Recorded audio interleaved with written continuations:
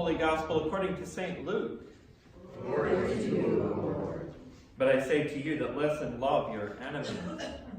Do good to those who hate you. Bless those who curse you. Pray for those who abuse you. If anyone strikes you on the cheek, offer the other also. And from anyone who takes away your coat, do not withhold even your shirt. Give to everyone who begs from you, and if anyone takes away your goods, do not ask for them again. Do to others as you would have them do to you. If you love those who love you, what credit is that to you? For even sinners love those who love them. If you do good to those who do good to you, what credit is that to you? For even sinners do the same. If you lend to those from whom you hope to receive, what credit is that to you? Even sinners lend to sinners to receive as much again. But love your enemies. Do good and lend, expecting nothing in return. Your reward will be great, and you will be children of the Most High. For he is kind to the ungrateful and the wicked. Be merciful just as your Father is merciful. Do not judge, and you will not be judged. Do not condemn, and you will not be condemned. Forgive, and you will be forgiven. Give, and it will be given to you. A good measure pressed down, shaken together, running over, will be put into your lap. For the measure you give will be the measure you get back. This is the gospel of the Lord. Praise to you, Lord Christ. You may be seated. In this season of Epiphany, which we are concluding the season of Epiphany, this is our last weekend of Green. Next week will be a festival Sunday, the festival of the Transfiguration, and then we will make our way into Lent.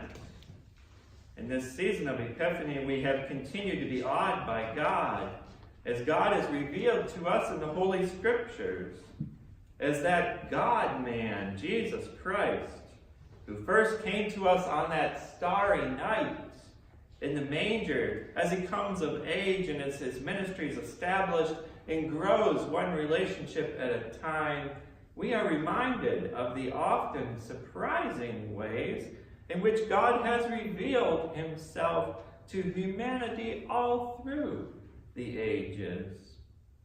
All along this Epiphany pathway, especially as we now prepare for Lent, the question is being asked, where do you see God in your life? Today, God is revealed to us in the ancient scriptures. The story of Joseph and his family. Now, Joseph is seen by biblical scholars as a Christ figure. After all, it takes God to forgive, as Joseph forgave. Now, if you wanted to go back and get the amazing backstory to Joseph and his relationship with his family, read the last part of the book of Genesis, from chapter 37 on to chapter 50. The story is actually the story of humanity as a whole and God's grace. It's how we love each other, how power struggles occur, how family dynamics are at play, how we seek to harm each other out of jealousy and, well, other sin. How we continue to lob hate and hurt back and forth at each other, whether aggressively or passive-aggressively, seeking to get even with each other. How this eye for an eye mentality lives and breathes within a culture of people climbing all over each other to get to the top. How people tend to live by do unto others as they do to you, instead of the heart of the golden rule, which is do unto others as you would have them do to you. And this whole story of humanity's love and hate relationships, it takes God to make a difference in our lives. Romans tells us that God commended his love towards us first. While we were yet sinners, Christ died for us. While we were yet broken, God stepped into the world. In the midst of the dodgeball of hurting back and forth, Jesus gets hit by some of those dodgeballs in the Gospels. Jesus sometimes stops the game altogether, and at other times he escapes from the game to save his life and the life of others who are seeking to push something that just isn't within God's timing. It takes God to step into the world in God's timing and forgive. It takes God to break that cycle of physical and emotional and spiritual violence, to show us how to forgive, to teach us to love one another, to teach us to love our enemies.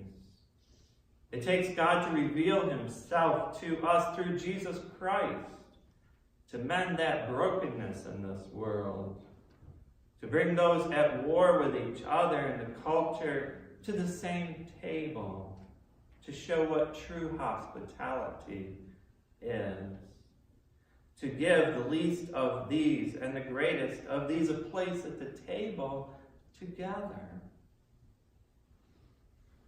It takes God, through Jesus Christ, to step up to the plate, to step up to that old rugged cross, suffering the greatest act of violence in this world, humanity killing God himself, and Jesus forgiving us. Father, forgive them, for they know not what they do. For us to learn how to forgive each other. It takes God to prepare a table for us, gather us in together, and speak the words, "You are forgiven." Right in the very midst of so many levels of where forgiveness needs to be spoken and acted out. Perhaps we walked into this space today right after offending the other. Or perhaps we offended someone within this space. I know that never happens in church, right? Or perhaps we will offend upon leaving this place. How many times have I been reminded by friends and family, we just left church, right? We always need forgiveness. And here is Jesus Christ offering his very life for us. This is my body, this is my blood for you, for the forgiveness of sin. There is a table of forgiveness. There is a seat for us, a place for us at the table. No matter what we've done, God says, "I forgive you." Then and only then are we called to turn and forgive one another, to love one another. Only through God can we forgive each other. Only through God can we break that cycle of insult because of insult, hurt on hurt, pain on pain, that "I'll fix you for what you did to me" mentality.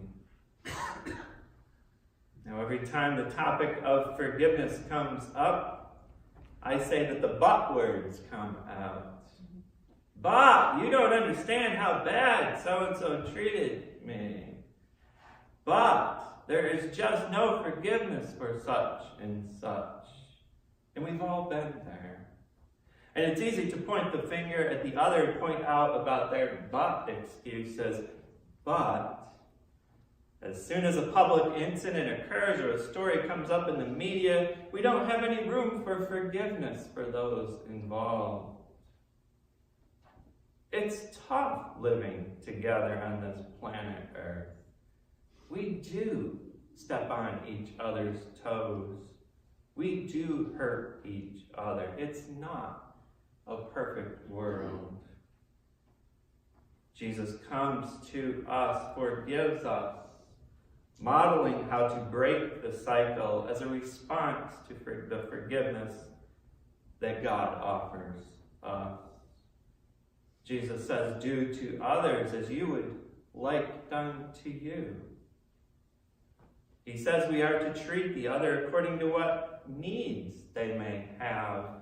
Lend to someone, expecting nothing in return.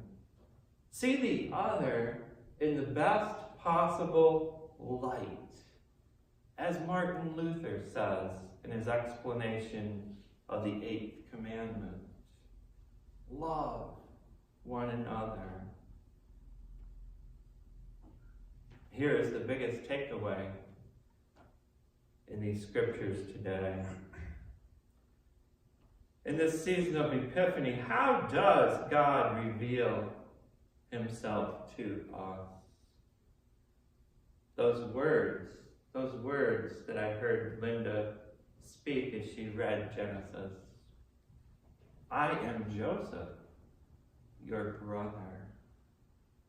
Joseph revealed himself to his brothers in the midst of the hurt and the pain. They had sold him into slavery. And Joseph finally reveals himself to his brothers, and it's done in love. God reveals himself to us, and it's in love. In each person that we encounter, there is Jesus standing in front of us. Remember, when you have done it to the least of these, he says, you've done it to me. When we face a difficult situation, when we're in that constant struggle with each other in this world, on this planet Earth, and we ask how to respond to one who has offended us, there, standing in front of us, is Jesus Christ. What are we to do in that case? Do we punch Jesus? Do we insult Jesus? Do we grab a whole bunch of friends from all over and pile on Jesus? Love your enemies. Jesus loves and forgives them as much as he loves and forgives us. It begins with God. When we see the world through Jesus' eyes, it's a different world.